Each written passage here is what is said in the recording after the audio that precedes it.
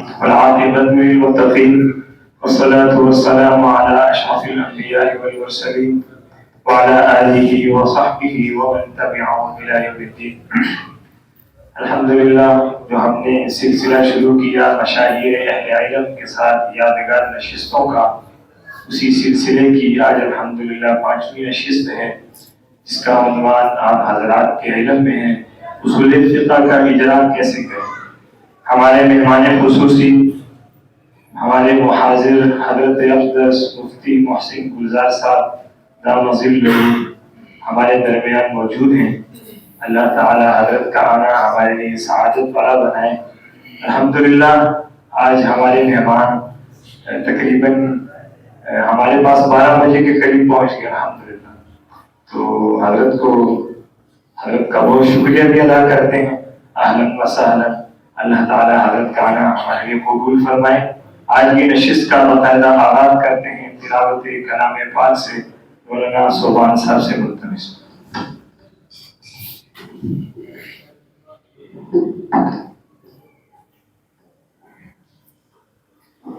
اعوذ باللہ من الشیطان الرجیم، بسم اللہ الرحمن الرحیم،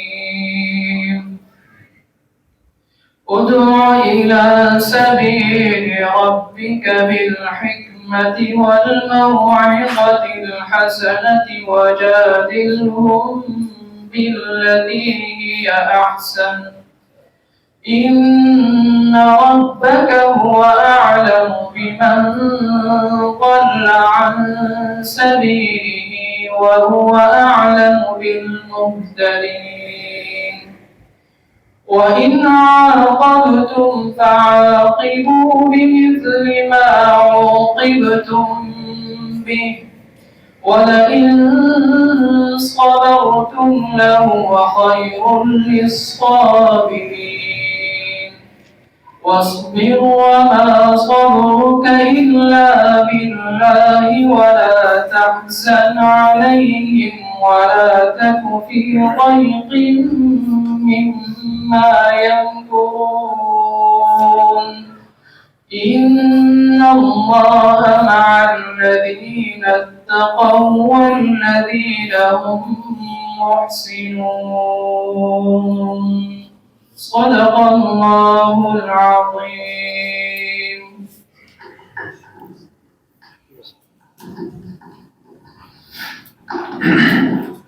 حضرت کا مختصر تعارف تو آپ نے اشتہار میں پڑھ لیا ہوگا۔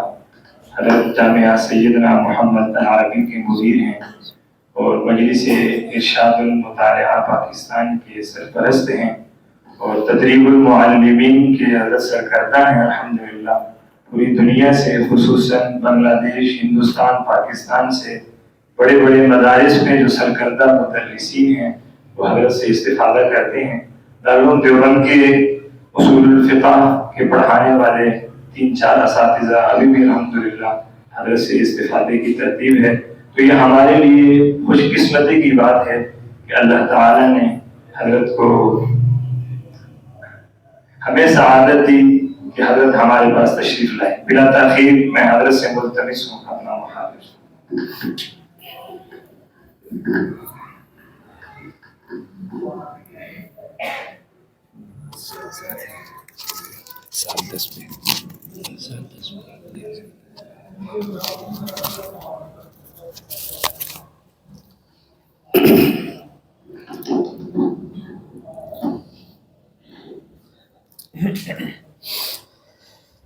اللهم صل على محمد وعلى آل محمد كما صليت على إبراهيم وعلى آل إبراهيم إنك حميد مجيد۔ اللهم بارك على محمد وعلى آل محمد كما باركت على إبراهيم وعلى آل إبراهيم إنك حميد مجيد۔ لا إله إلا أنت سبحانك إني كنت من الظالمين، لا إله إلا أنت سبحانك إني كنت من الظالمين۔ نحمده ونصلي على رسوله الكريم، اما بعد۔ میرے عزیز طلباء، ہماری آج کی جو نشست ہے اصول فقہ کے حوالے سے ہے کہ ہم اس کا اجرا کیسے کریں۔ اور آپ جانتے ہیں کہ ہمارے مدارس میں الصرف والنحو کا اجرا ہوتا ہے، سراجی کا اجرا ہوتا ہے، تو وہ آتی بھی ہیں۔ جہاں اجرا ہوتا ہے وہاں وہ چیزیں آسانی سے طلباء میں آ بھی جاتی ہیں، اور جو ایک فنی چیز ہے اور اس کا اجرا نہیں ہوتا، جیسے بلاغت ہے، منطق ہے، اصول فقہ ہے، اصول حدیث ہے، اصول تفسیر ہے، ان کا اجرا نہیں ہے تو پھر یہ آتی بھی نہیں۔ تو آج ہم اس مجلس میں کوشش کریں گے کہ پہلے تو اس کا جامع تعارف ہو جائے، فن کی بڑی تصویر ہمارے سامنے آ جائے۔ پہلا قدم یہی ہے، کیونکہ ایک اصول آپ ذہن میں رکھیں، اصول یہ ہے کہ ایک فن کے اندر دسیوں، بیسیوں، سینکڑوں کتابیں ہوتی ہیں، لیکن کسی ایک کتاب میں اور ایک ہی جیسے مواد والی فہرست پر مشتمل متعدد کتابوں میں مکمل فن نہیں ہوتا۔ یہ بات آپ ذہن میں رکھیں۔ دیکھیں ہمارے درس نظامی میں علم الصرف جو ہے نا سب سے چھوٹا فن سمجھا جاتا ہے،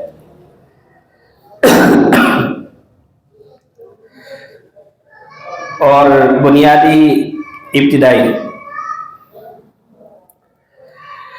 لیکن اس کے باوجود خاصیات پر الگ سے کتاب ہے، اور قواعد پر الگ سے کتاب ہے، اور گردانوں پر الگ سے کتاب ہے،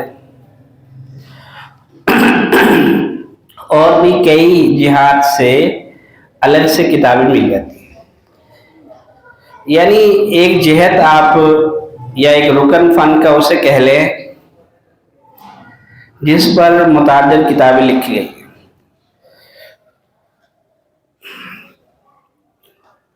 اور جو ایک ہی کتاب میں بحثیں قابو میں آ جاتی ہیں اس کو فصل کہیں گے، ایک بحث کہیں گے، تو وہ تو ایک کتاب میں 20، 25، 30 ہوتی ہیں، لیکن بعض فن کی شاخیں ہوتی ہیں، ارکان ہوتے ہیں جن پر مستقل کتابیں لکھی جاتی ہیں۔ تو اب اصول فقہ کے تعارف سے پہلے جو ہم پڑھتے ہیں، پڑھاتے ہیں درس نظامی میں، ان پر اگر ہم ایک نظر ڈالیں، اصول الشاشی، نور الانوار، حسامی، توضیح تلویح، مسلم الثبوت، اور تخصصات میں اپنے اصول السرخسی، اصول جساس، یہ پڑھائی جاتی ہے۔ اب آپ ان کو دیکھیں کہ ان کی فہرست ایک ہی ہے، ادلۃ الاحکام ان میں زیر بحث ہے، انہیں آپ مصادر الشریعہ کہہ لیں، دلائل الاحکام کہہ لیں۔ سب سے پہلے کتاب اللہ، پھر سنت رسول صلی اللہ علیہ وسلم، پھر اجماع، پھر قیاس، پھر استحسان، پھر اور دیگر جو 11 کے قریب یہ ٹوٹل شمار کی گئی ہے۔ تو یہ ادلۃ الاحکام ہے، یا کہہ لیں مصادر الشریعہ ہے۔ تو یہ اصول فقہ کا ایک حصہ ہے، ایک جز ہے۔ اب ہماری جو درسی کتابیں ہیں ان میں یہی ہے۔ تو اب ان کے علاوہ بھی بڑے بڑے ارکان اصول فقہ کے ہیں، لیکن وہ درسی کتابوں میں نہیں ہے، تو ساری زندگی ان کا تعارف ہی نہیں ہو پاتا۔ مثال کے طور پہ القواعد الفقہیہ، اس پر الگ سے کتابیں لکھی ہیں فقہاء اصولیین نے، لیکن ہماری ان درسی کتابوں میں نہیں ہے، تو اکثر و بیشتر اساتذہ کو، طلباء کو اس کا تعارف نہیں ہوتا۔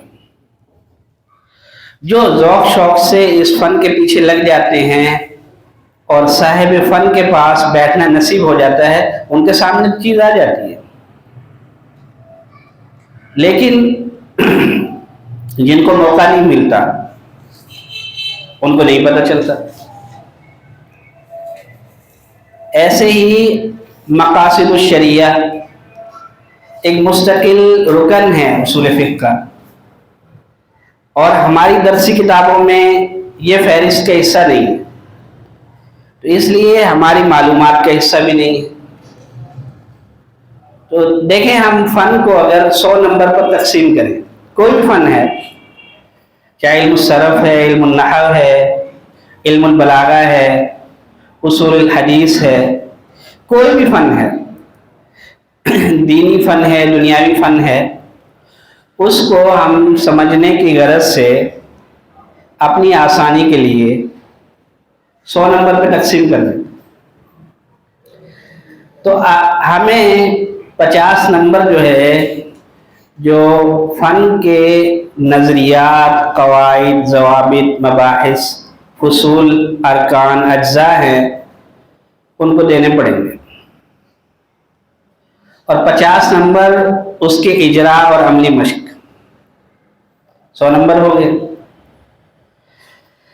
50 نمبر اجراء کے اس لیے ہیں کیونکہ اگر ہم نہیں کریں گے تو فن آئے گا نہیں۔ یاد کر سکتے ہیں، ہم اسے یاد کر کے پیپر حل کر سکتے ہیں، لیکن اپنی علمی زندگی میں اس سے متمتع نہیں ہو سکتے، اس سے مستفید نہیں ہو سکتے۔ متمتع ہونا، مستفید ہونا کیا ہے؟ کہ جیسے علامہ ابن الحمام رحمہ اللہ نے فتح القدیر لکھی ہدایہ پر، علامہ عینی رحمۃ اللہ علیہ نے عمدۃ القاری لکھی صحیح بخاری پر، یا بنایہ لکھی ہدایہ کی شرح، تو اب اگر ان کے سامنے صرف یہ تعریفات ہوتی جو ہم پڑھتے پڑھاتے ہیں، دیکھیں ہماری کتاب میں کیا ہے؟ تعریف ہے، اس کا حکم ہے، اگر اس کی چند انواع ہیں تو وہ ہیں، اور پھر اس کی چند مثالیں ہیں۔ تو اگر یہی ان کے سامنے بھی ہوتی تو وہ کیسے فتح القدیر لکھتے، البنایہ لکھتے، عمدۃ القاری لکھتے؟ تو اب پہلے ہم یہ سمجھیں، اصول فقہ کی بڑی تصویر کو سمجھنے سے پہلے یہ سمجھیں کہ فن کی بڑی تصویر کیا ہوتی ہے مطلقاً۔ پھر ہم، چونکہ ہمارا موضوع اصول فقہ ہے، پھر ہم اس کو اصول فقہ میں لے آئیں گے۔ تو 100 نمبر کا ہوتا ہے بالفرض ایک سمجھنے کے لیے فن، 50 نمبر اس کی تھیوری، یعنی اس کے نظریات، قواعد، ضوابط، مباحث، فصول، مسائل، 50 نمبر اس کا عملی اجراء، تو یہ ہو گئے 100 نمبر۔ اب جو اجراء نہیں کرتا 50 نمبر تو اس کے سیدھے سیدھے کٹ گئے۔ 50 نمبر کی تھیوری جو ہے یا قواعد، مباحث ہیں، ان کے بھی 50 نمبر کیسے پورے ہوتے ہیں وہ ذرا دیکھیں۔ 10 نمبر دے دیں آپ مدونین، متقدمین کو،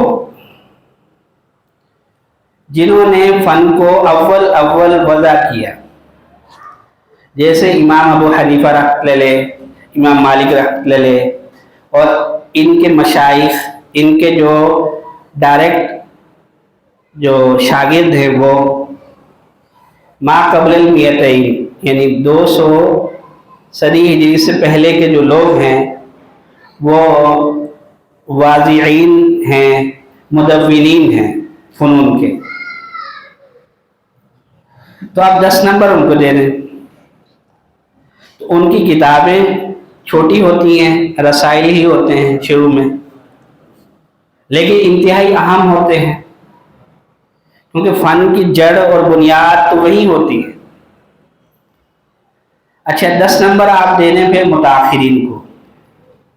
متاخرین اصول فقہ، اصول حدیث میں تو ما بعد المیتین شروع ہو جاتے ہیں،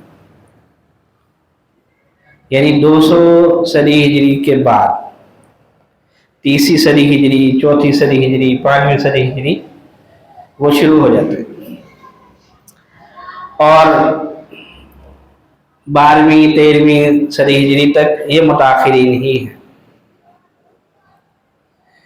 تو 10 نمبر انہوں نے جو اس پر تشریحاتی اعتبار سے اضافہ کیا، فن پر تبویب کی، تفصیل کی، تشریح کی، تو 10 نمبر اس کے آپ دے لیں۔ اس میں پھر مطولات بھی 5ویں صدی ہجری کے بعد شروع ہو جاتی ہیں، کیونکہ شروع میں تو رسائل ہوتے ہیں 20 صفحہ، 30 صفحہ، 40 صفحہ، پھر اس کے بعد 100-150 صفحے کی کتاب آتی ہے، جیسے ہمارے سامنے کتاب الرسالہ ہے امام شافعی رحمہ اللہ کا۔ اب اگر اس کے نیچے جو حاشیہ اور تحقیق تعلیق ہے نا، اس کے علاوہ اس کو دیکھیں تو 50-60 صفحے، ویسے وہ 300-400-500 صفحے میں چھپا ہوا ہے، لیکن وہ نیچے محقق کا حاشیہ سارا، تو آپ صرف متن کو دیکھیں تو چند صفحے بس۔ تو شروع میں اتنا ہی ہوتا ہے۔ تو متقدمین ہو گئے، متاخرین ہو گئے، پھر صدی 2 صدی کے بعد ایک فن کا مجدد یا محقق آتا ہے، جو فن کو 2-4 قدم آگے بڑھاتا ہے، اور ماقبل میں جو اغلاط یا تسامحات چل رہے ہوتے ہیں فنی، ان کی نشاندہی کرتا ہے، ان کی تصحیح کرتا ہے۔ تو ہر فن میں ہوتے ہیں، جیسے نحو کے اندر ابن ہشام الانصاری ہیں، مغنی لبیب عن کتب الاعاریب والے، اور جیسے فقہ میں آپ کہہ لیں ابن الحمام رحمہ اللہ، اس طرح کے لوگ، رجال میں حافظ ذہبی رحمہ اللہ ہو گئے، ابن دقیق العید رحمہ اللہ ہو گئے، اس طرح کے لوگ۔ تو محققین 10 نمبر وہ ہو گئے۔ 10 نمبر آپ دے رہے ہیں متاخرین جو قریب کے ہیں، یعنی 12ویں صدی ہجری، 13ویں صدی ہجری، 14ویں صدی ہجری۔ تو ابھی تو 1500 اور یہ 1445 چل رہا ہے، تو آپ 1380 تک کہہ دیں، پچھلے 50 سال سے پہلے جو تھے، تو متقدمین یعنی متاخرین ترین ہو گئے، اور وہ شروع ہوتے ہیں 7ویں صدی کے بعد۔ تو یہ 40 نمبر ہو گئے۔ 10 نمبر آپ دے دیں معاصرین کو، جو اب موجود زندہ ہیں اور فن کی خدمت کر رہے ہیں، اور پچھلے 50 سال میں گزرے ہیں۔ تو یہ 50 نمبر تھیوری کے ہوئے، نظریات و قواعد کے ہوئے۔ اب ان 50 نمبرز پہ جو مشتمل ہے قواعد ضوابط، 50 نمبر کا ان کا اجرا ہے، تو یہ 100 نمبر ہوئی۔ تو آپ دیکھیں کہ جس فن میں بھی آپ کہتے ہیں کہ جی ہمیں مطالعہ کرنا ہے، ہم اس فن میں صاحب مطالعہ بننا چاہتے ہیں، تو یہ 5 طبقات کو آپ ضرور بضرور پڑھیں گے، تو آپ کے مطالعے کے 50 نمبر پورے ہوں گے۔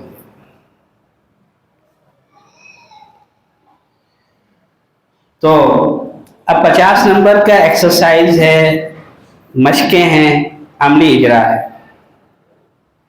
تو یہ تو ہو گیا عمومی طور پہ ایک فن کا تعارف، اور ہر فن میں ایسے ہی ہے، ہر فن میں متقدمین بھی ہوتے ہیں، محققین بھی ہوتے ہیں، متاخرین بھی ہوتے ہیں، متاخرین ترین بھی ہوتے ہیں، معاصرین بھی ہوتے ہیں،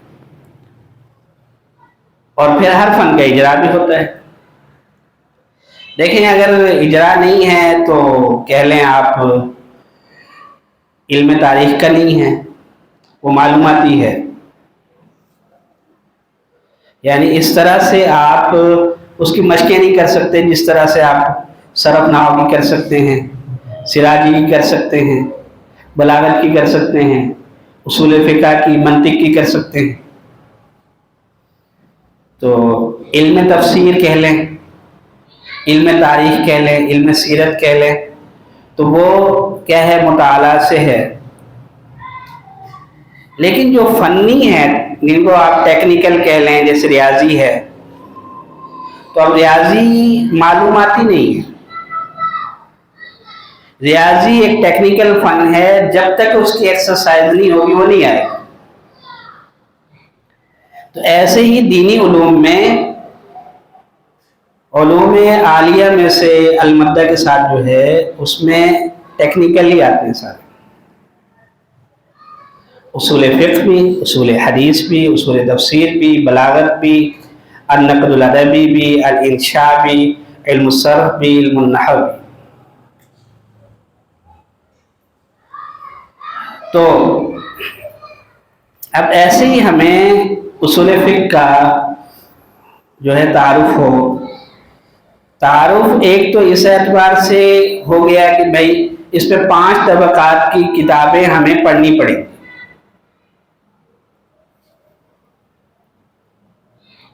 اگر ہم چاہتے ہیں کہ تھیوری کے نظریات کے 50 نمبر ہم پورے کریں،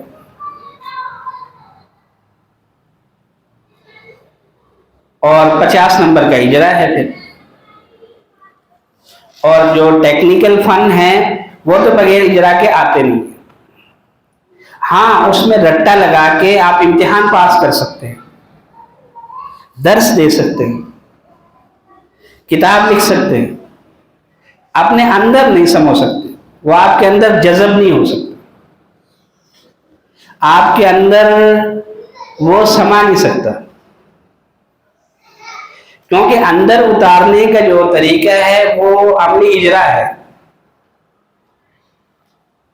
تو اجرا نہیں کریں گے تو وہ نہیں آئے گا.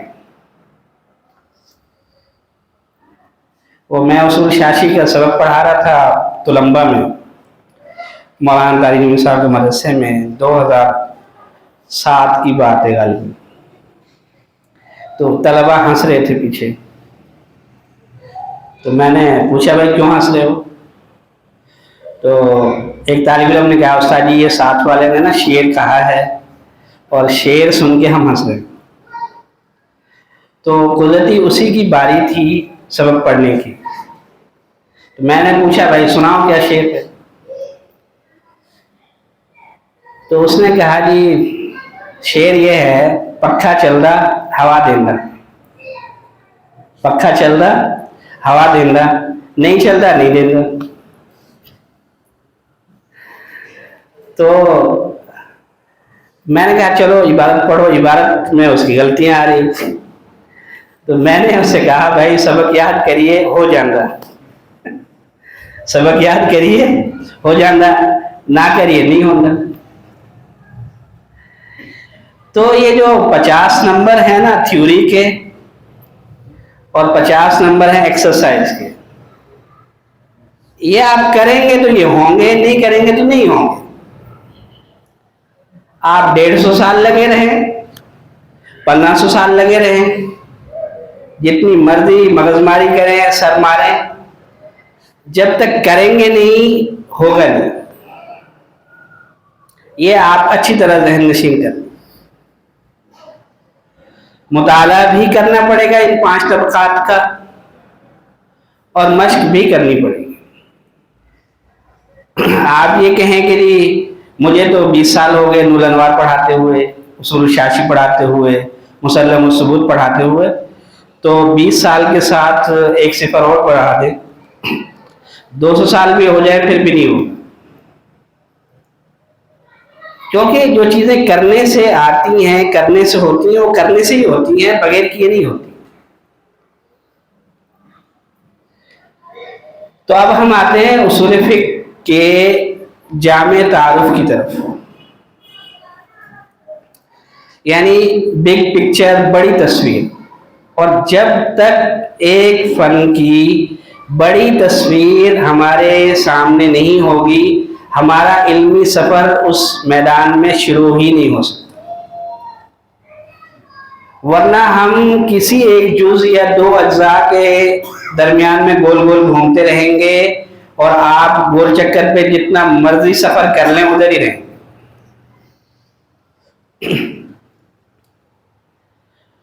تو دیکھیں، انبیاء علیہ السلام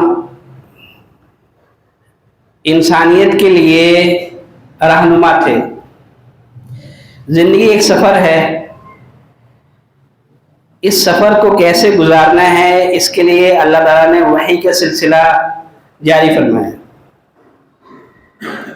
اور آخر میں حضرت محمد مصطفیٰ صلی اللہ علیہ وسلم خاتم الانبیاء تشریف لائے. تو آپ صلی اللہ علیہ وسلم آخری نبی ہیں، اور آپ کا جو زمانہ ہے اور آپ کی جو نبوت ہے اس میں دو چیزیں ہیں. دوام بھی ہے، آپ کی لائی ہوئی شریعت، آپ کے لائے ہوئے اسلام کو دوام بھی ہے اور عموم بھی ہے.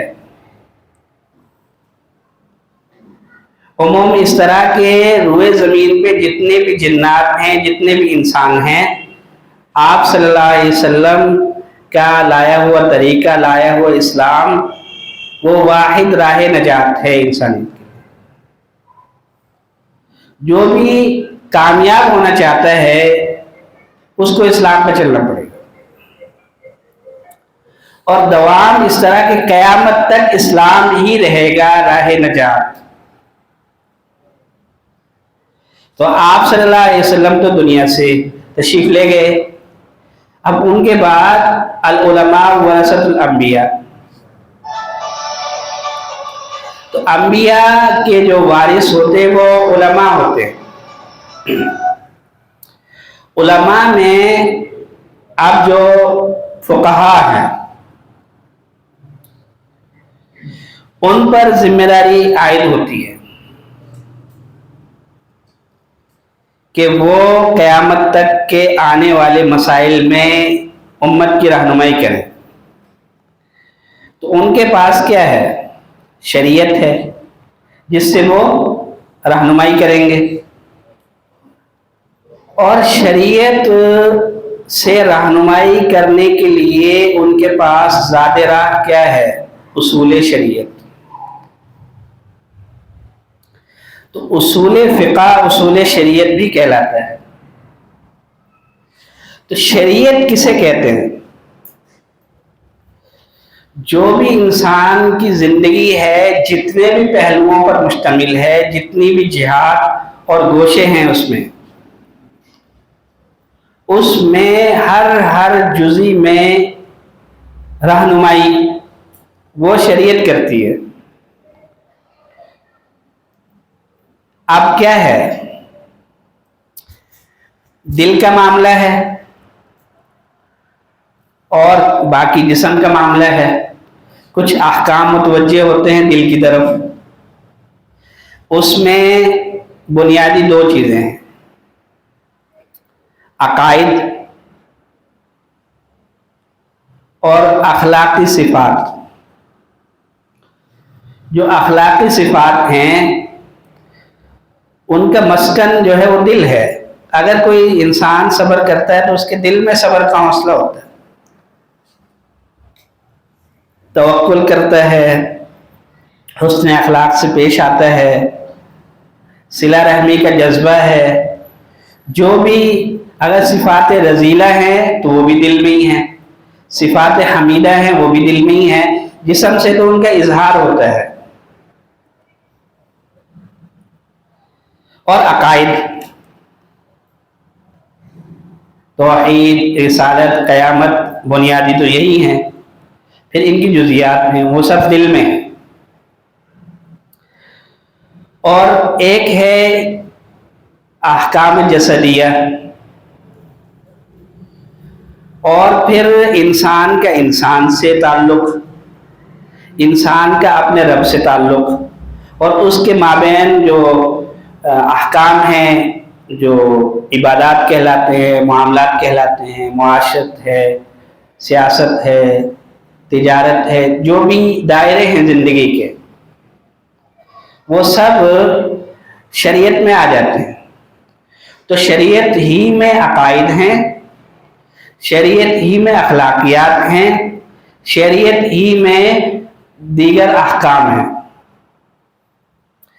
تو جب اصول فقہ اصول شریعت ہے تو پھر عقائد کے اصول بھی اسی کے اندر ہیں، اخلاقیات کے اصول بھی اسی کے اندر ہیں، اور احکام جو مشہور ہیں عبادات اور معاملات کے نام سے، ان کے اصول بھی اسی کے اندر ہیں۔ یہ اچھی طرح ذہن نشین کر لیں۔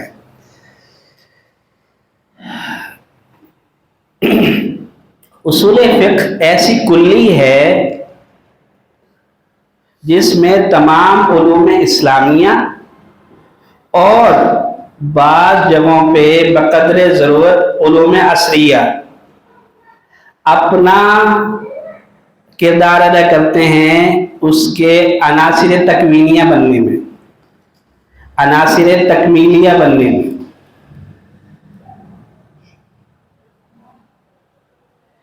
کیسے؟ اب جو فلکیات ہے وہ تعیین قبلہ میں اور جو یہ مہینہ ہے، مہینے کے اس تعین میں اس کی ضرورت پڑتی ہے۔ سراجی ہے جو میراث ہے، اس میں بقدر ضرورت ریاضی کی ضرورت پڑتی ہے۔ آپ بتلائیں بغیر ریاضی کے آپ سراجی کو حل کر لیں گے تو وہ اصول میں داخل ہو گیا نا ریاضی، کیونکہ ضرورت ہے وہاں۔ اب بعض ملکوں میں تھوڑی دیر کی رات ہوتی ہے اور بعض جگہوں پہ رات کئی مہینوں بعد آتی ہے، تو اب وہاں پہ جو اوقات صلاۃ ہیں ان کو کیسے حل کریں گے؟ تو جس علم کے ذریعے کریں گے وہ معاون علم بن گیا نا۔ تو موٹی سی مثال تو سراجی میں ریاضی کی ہے۔ تو اب انبیاء علیہم السلام زندگی کے ہر گوشے میں، ہر پہلو میں رہنمائی لے کے آئے تھے۔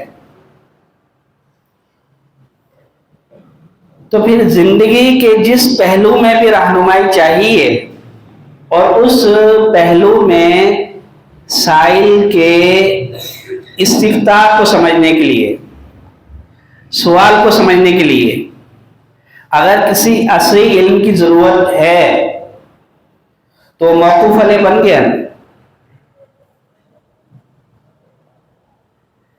اگر آپ اس کے مسئلے کو ہی نہیں سمجھیں گے، اس کے سوال کو ہی نہیں سمجھیں گے تو پھر آپ جواب کیسے دیں گے؟ جواب تو تا قیامت آنے والے ہر مسئلے کا قرآن حدیث میں موجود ہے،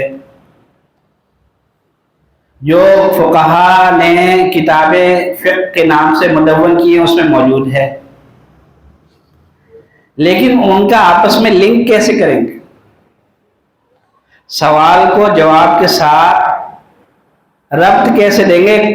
کنیکٹ کیسے کریں گے؟ اب ایک آدمی ہے وہ اسلام پر اعتراضات کرتا ہے اور وہ سائیکولوجسٹ ہے، اپنے علم نفسیات کا ماہر ہے۔ اب وہ اشکال کر رہے اسلام پہ،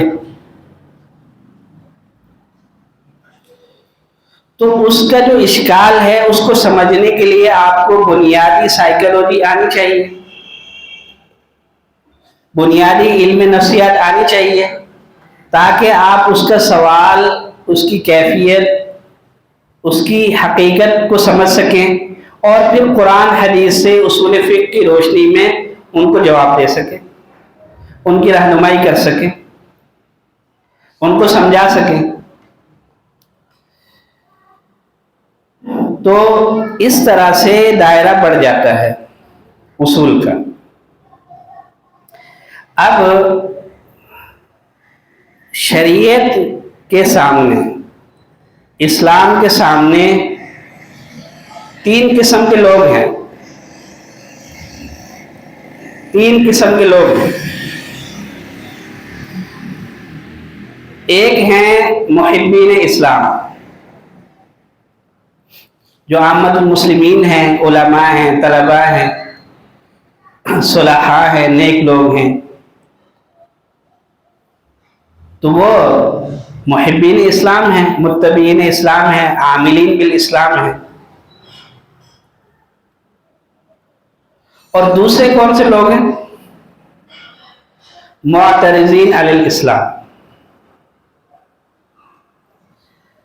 اب معترضین علی الاسلام میں نمایاں ہیں مستشرقین، یہود و نصارہ کے وہ فاضلین جو اسلام کا مطالعہ اس لیے کرتے ہیں تاکہ اس کی بے کنی کر سکیں، اس کی جڑیں اکھاڑ سکیں، اس کو دنیا سے نیست و نابود کر سکیں، اس کو دنیا کے سامنے بدنما پیش کر سکیں، ناقابل عمل پیش کر سکیں۔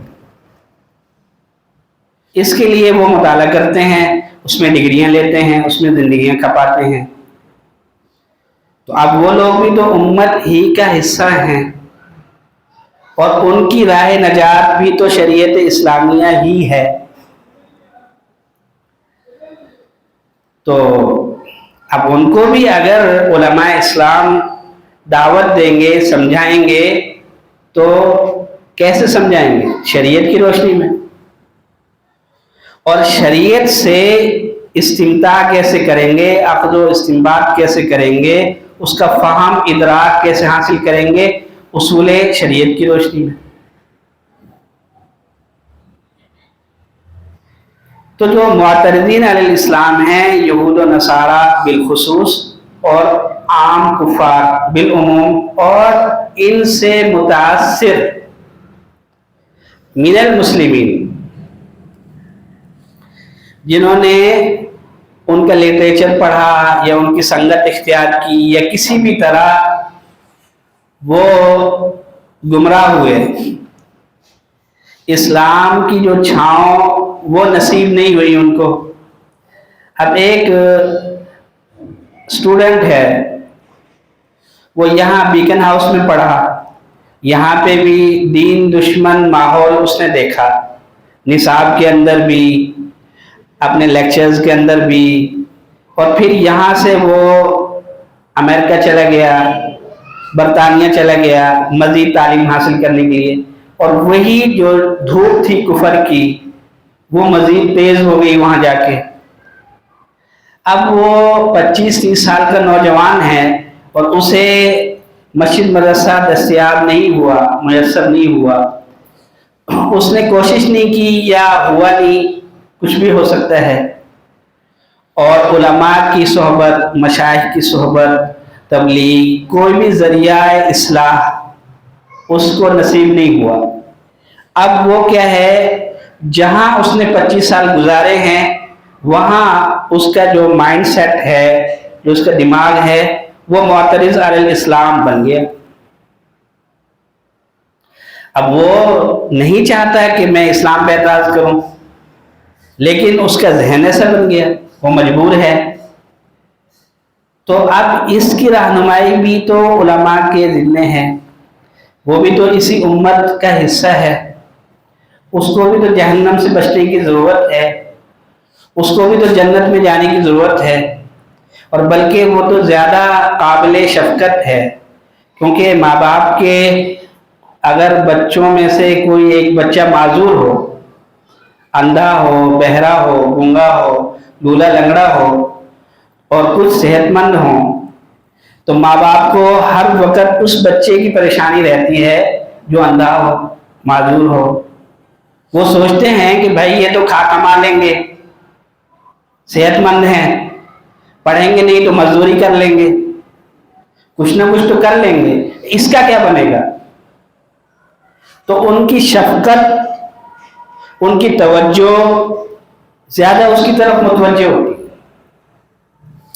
तो ये हमारे बच्चे जिनको अहले इस्लाम की, अहले मदारिस की, अहले मसाजिद की छाँव शफकत वो मुयस्सर नहीं आई और कुफरिया धूप ही में पले बड़े, परवान चढ़े, तो वो तो ज्यादा मोहताज हैं और ज्यादा शफकत के लायक हैं। तो इनको समझाना ये भी फिक्र, उसूल फिक्र ही की जिम्मेदारी है, क्योंकि फिक्र को शरीयत कहते हैं, तो फिर जो इसके उसूल हैं उसको उसूल शरीयत कहेंगे। तीसरा जो तबका है वो है मुनकिरीन खुदा व वही व क़यामत, यानी जिनको आप दहरिया कहते हैं, कैमोनिस्ट और एथिस्ट। अब जो अल्लाह ताला को ही नहीं मानता, देखें चाइना है, रशिया है, जापान है, ये पूरी पट्टी जो है ना दहरियों की है। यानी ज्यादा जो लोग हैं वो दहरी है, बीच में मुसलमान भी होंगे, ईसाई भी रहते होंगे, यहूदी भी रहते होंगे, हिंदू भी रहते होंगे, और दीगर लोग जो अल्लाह ताला को मानते हैं वो रहते होंगे, लेकिन जो ज्यादा आबादी है वो दहरियों की है। तो वो भी तो उम्मत का हिस्सा है, उनको भी तो जन्नत की जरूरत है, उनको भी तो जहन्नम से बचने की जरूरत है। तो इनकी जो रहनुमाई है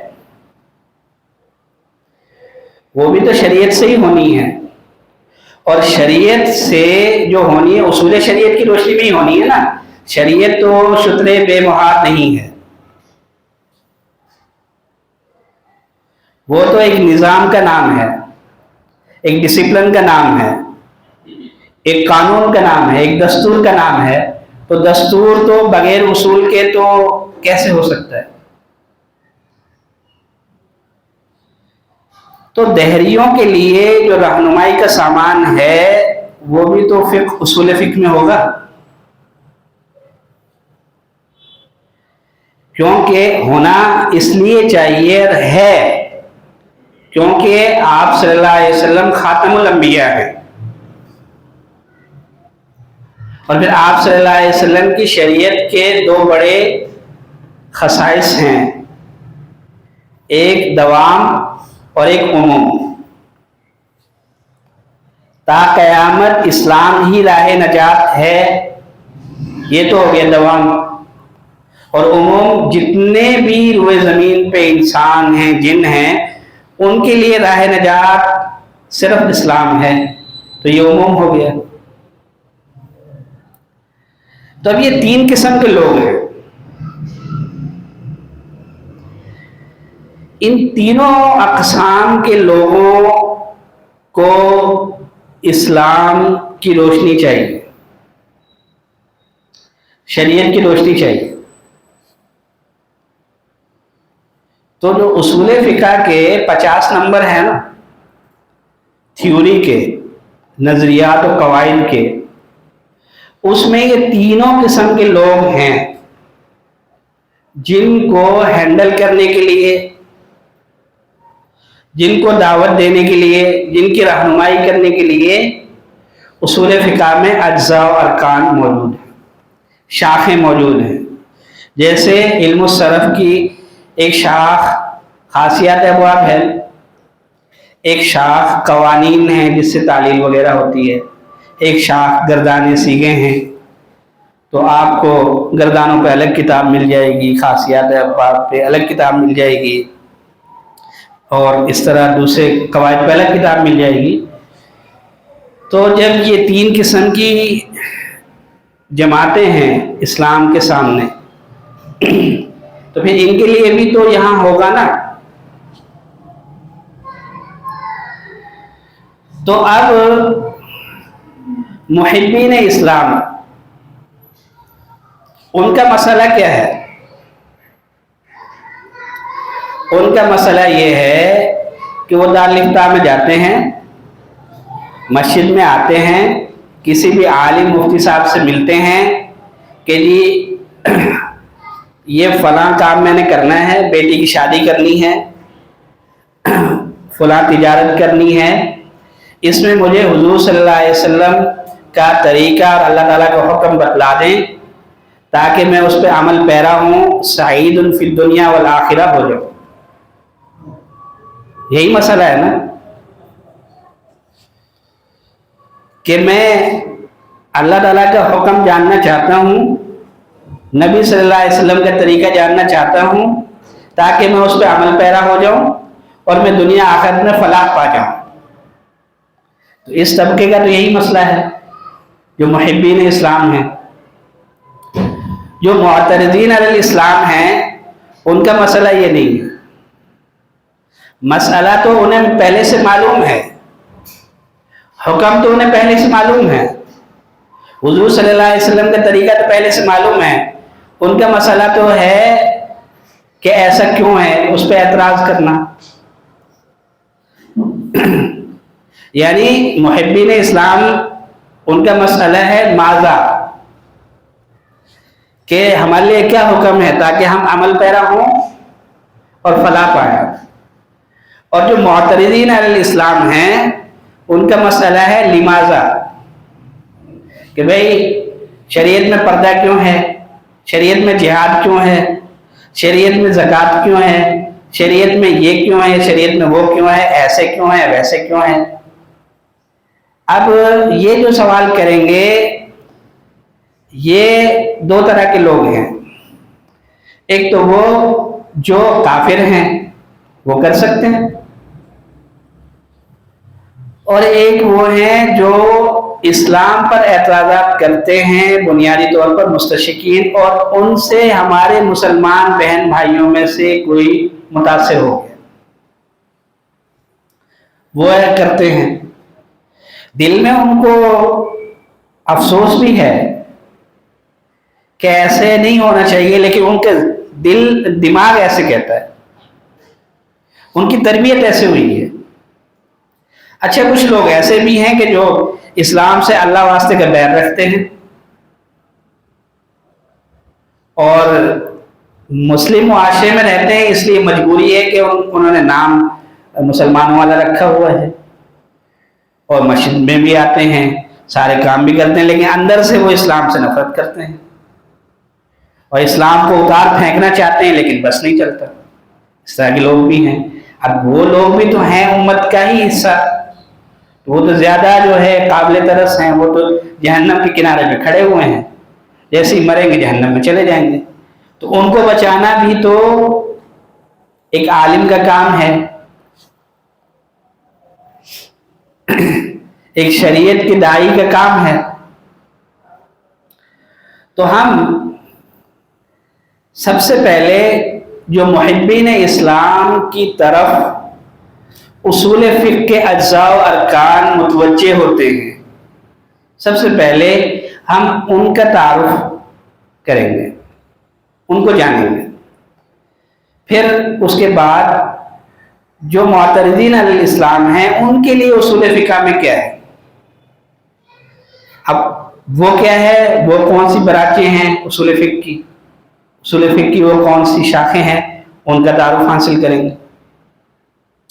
دہریوں کے لیے کیا ہے، اس کا تعارف حاصل کریں گے، تاکہ ہم اصول فقہ اس لیے پڑھیں، اصول شریعت اس لیے پڑھیں کہ ساری کائنات میں ساری کی ساری انسانیت ہماری محنت کا میدان ہے۔ جیسے ہم وضو کا، نماز کا، طلاق کا مسئلہ بتا دیتے ہیں اور ہمیں کوئی پریشانی نہیں ہوتی، ایسے ہی ان تین طبقوں میں سے کوئی بھی آ جائے ویسے ہی ہم ان کو ویسے ہی سمجھا دیں جیسے نماز کا مسئلہ سمجھا دیتے ہیں۔ پھر بالآخر ہدایت اللہ تعالیٰ کے ہاتھ میں ہے، لیکن اب جیسے قاری صاحب نے تلاوت کی وہ آیت، وہی ہمارا موضوع بھی ہے آج کے سبق کا، کہ پڑھیے کوئی ادعو بالحکمت والموعظۃ الحسنہ. آگے اب دیکھیں یہ ذمہ داری ڈالتی ہے نا ان تینوں طبقات کی یہ آیت.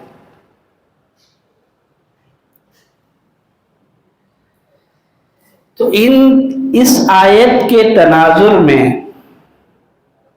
ہمیں اپنی درس نظامی پڑھنی پڑے گی. اس آیت کے تناظر میں ہمیں اپنا مطالعہ کرنا پڑے گا. ایک یہ ہے کہ ہم درس نظامی پڑھیں امامت کروانے کے لیے، خطابت کرنے کے لیے، وفاق المدارس کے امتحان حل کرنے کے لیے، اور یہ بھی جو ہے نا مقصود ہیں اور ایک سطح ہے، یہ بھی اہداف میں سے ہیں. لیکن ایک یہ ہے کہ عالم جو ہے وہ آپ صلی اللہ علیہ وسلم کا نائب ہے، اور آپ صلی اللہ علیہ وسلم خاتم الانبیاء ہیں. تو اب تا قیامت تو ذمہ داری اس کے کندھوں پہ ہے. جب ذمہ داری ساری انسانیت کی علماء کے کندھے پہ ہے تو پھر علماء کو اس طرح اصول فقہ پڑھنا پڑے گا.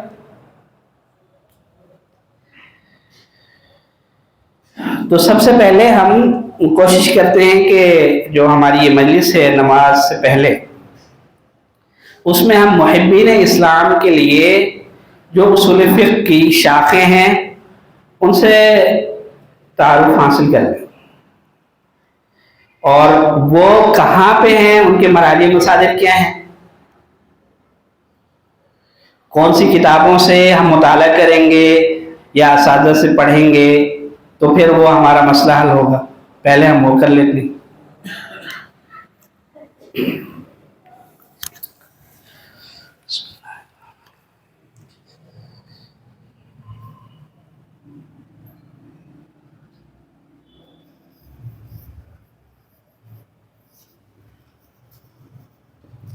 علم اصول الفقہ یعنی اصول الشریعہ الاسلامیہ.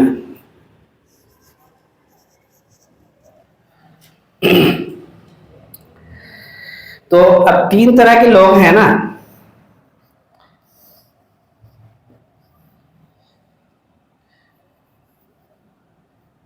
محبین اسلام،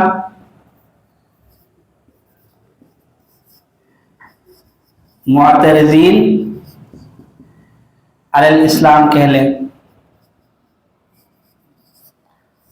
اور تیسرے ان کو اسلام سے کوئی سروکار نہیں ہو، ان کو تو خدا سے بھی کوئی سروکار نہیں، دہریے. اور جب اللہ تعالیٰ کے قائل نہیں ہیں تو وہ اس دائرے میں آتے ہی نہیں، نہ اپنے اس باتن آتے ہیں نہ نفین آتے ہیں.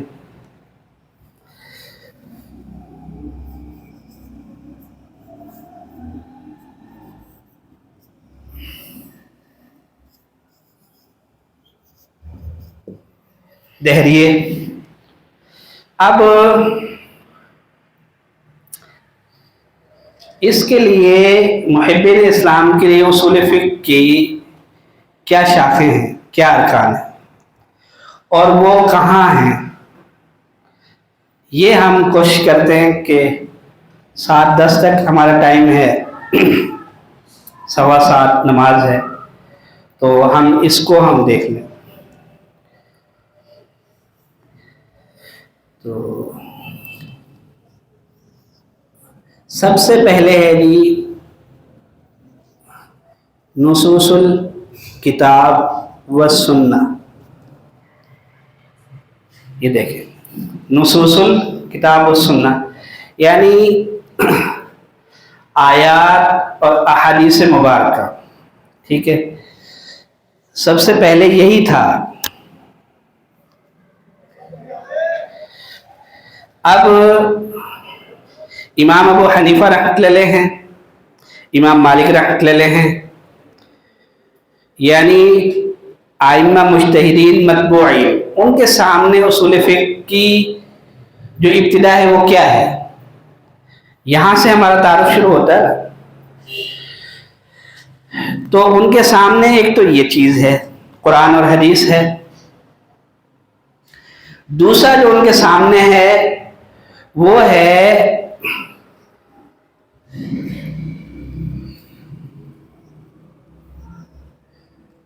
تعامل صحابہ و تابعین۔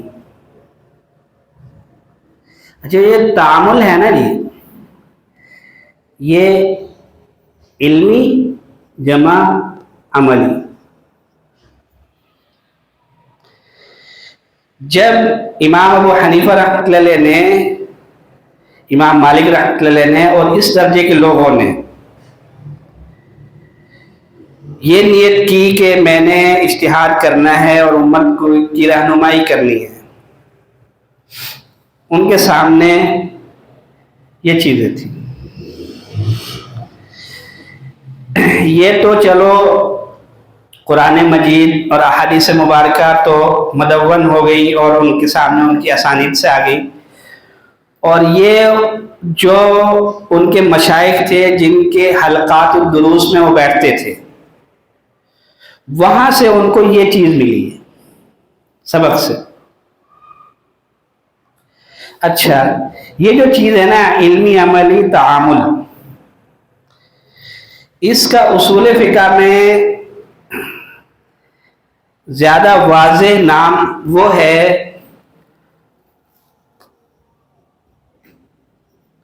القواعد الاصولیہ، جس کو آپ کہیں گے اصول الاستنباط۔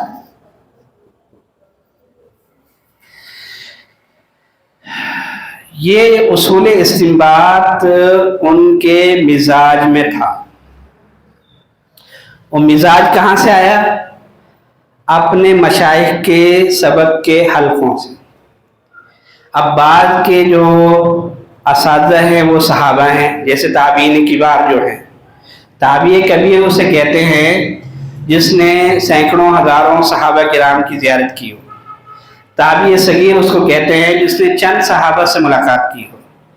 تو امام ابو حنیفہ رحمۃ اللہ علیہ تابعی صغیر ہیں، یعنی چند صحابہ سے ان کی ملاقات ہے۔ تو تابعین کبار سے جو ان کو ملا ہے وہ القواعد الاصولیہ ملے ہیں۔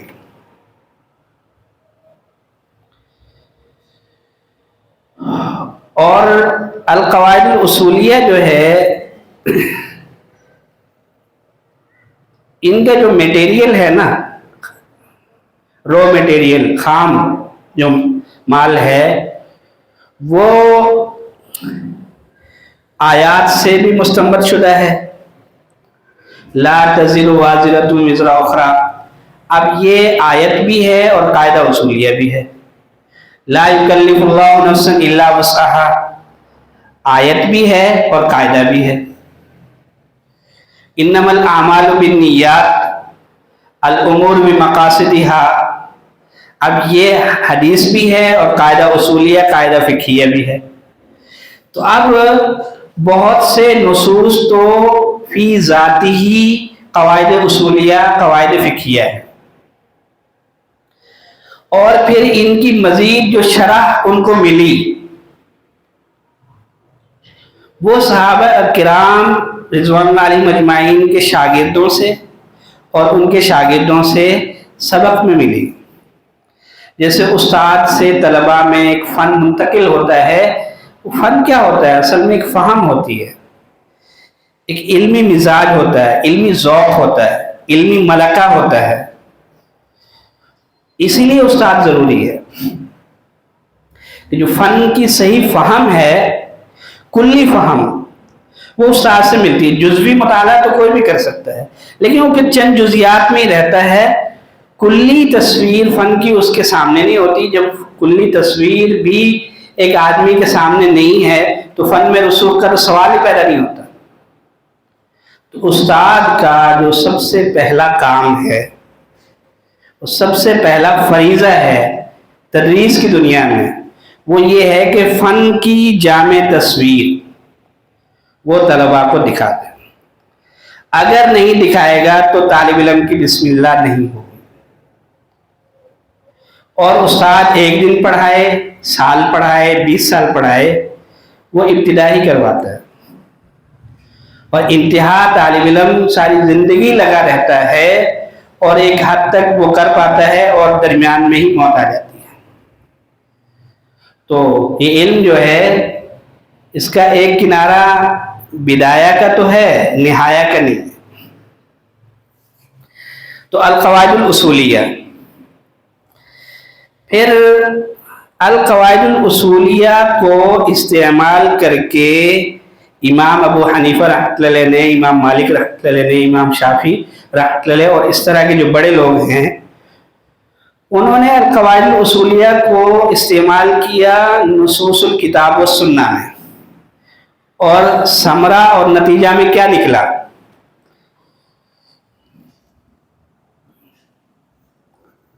المسائل الفقہیہ،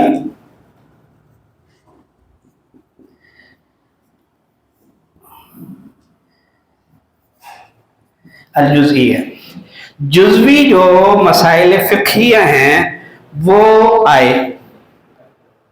اب آپ دیکھیں، جو فقہ حنفی کی جڑ ہے وہ امام محمد رحمۃ اللہ علیہ کی ظاہر روایات تھے۔ الاصل، الجامع الصغیر، الجامع الکبیر، المبسوط، السیر الصغیر، السیر الکبیر، 6 کتابیں۔ تو اب یہ فقہ حنفی کی بنیاد ہے۔ اب یہ دیکھیں ہیں کیا؟ یہ مسائل فقہیہ کہاں سے لیے انہوں نے؟ امام ابو حنیفہ رحمۃ اللہ علیہ سے املا کیے۔ تو اب ان کے پاس تو 2 چیزیں تھیں،